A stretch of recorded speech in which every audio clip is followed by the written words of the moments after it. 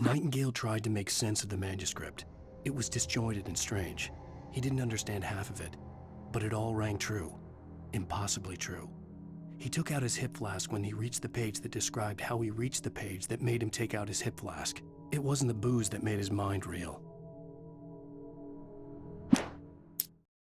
Nightingale felt the situation veering out of his control, but the gun at least felt steady in his hands. He was ready to fire, resolved that he would let this happen over his dead body. And yet he hesitated.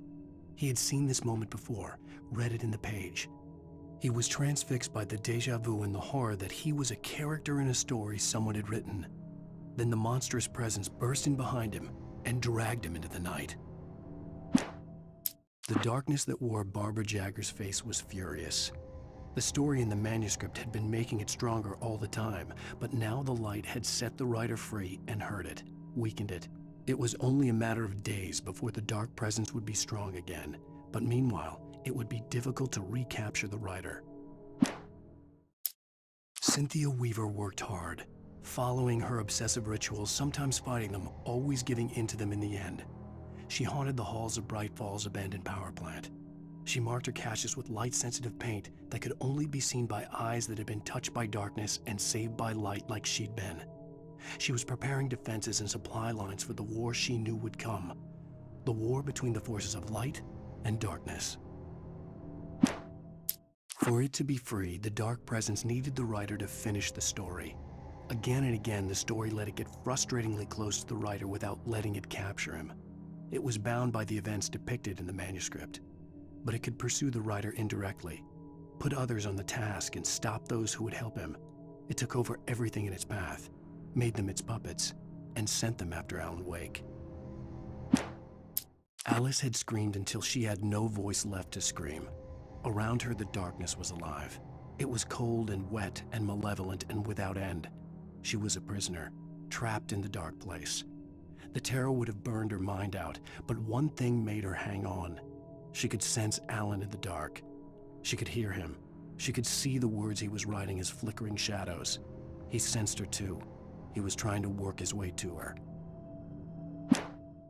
Barry was in his element, making calls, making things happen, even if he didn't entirely know what those things were. He wouldn't let the hot sheriff chick down. Even if every noise he heard from outside, and he heard plenty, made him jump. He had only paused to text Al a message, told him to hurry up. Suddenly, Barry froze in mid-dial.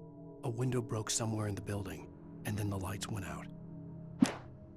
Barry got back to his feet inside the Bright Falls General Store and dusted himself off.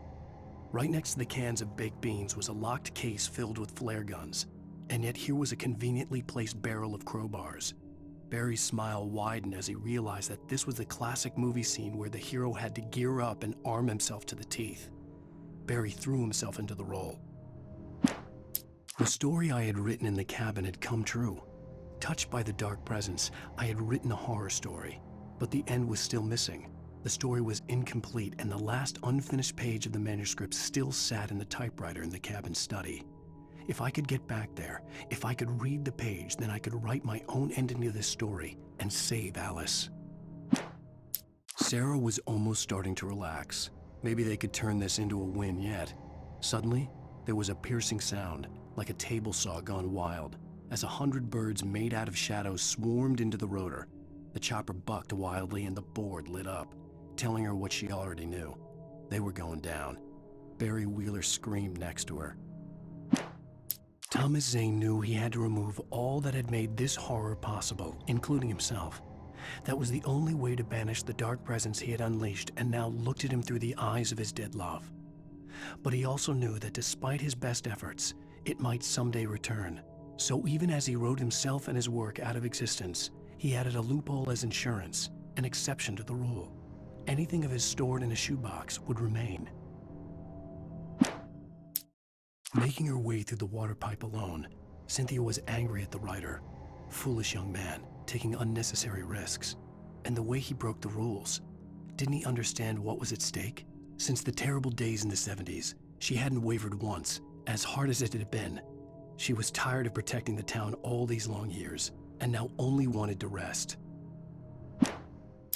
The Poet and the Muse, lyrics by Old Gods of Asgard, the chorus. And now to see your love set free, you will need the witch's cabin key. Find the Lady of the Light, gone mad with the night. Find the Lady of the Light, still raving in the night. That's how you reshape destiny. Children of the Elder God lyrics by Old Gods of Asgard. The first verse and chorus. Warriors, torchbearers, come redeem our dreams. Shine a light upon this night of otherworldly fiends. Odin's might be your guide, divorce you from the sane. Hammer's way will have its say, rise up in their name. O memory and thought, jet black and clawed, children of the Elder God, scourge of light upon the dark. Children of the Elder God lyrics by Old Gods of Asgard. The second verse and chorus. Scratching hag, you can rake your claws and gnash your crooked teeth. You've taken slaves like ocean waves, now feel the ocean seethe. Father Tor bless the war between the dark and light. In their songs let their wrongs bring disillusion's night. O memory and thought, jet black and clawed, children of the Elder God, scourge of light upon the dark.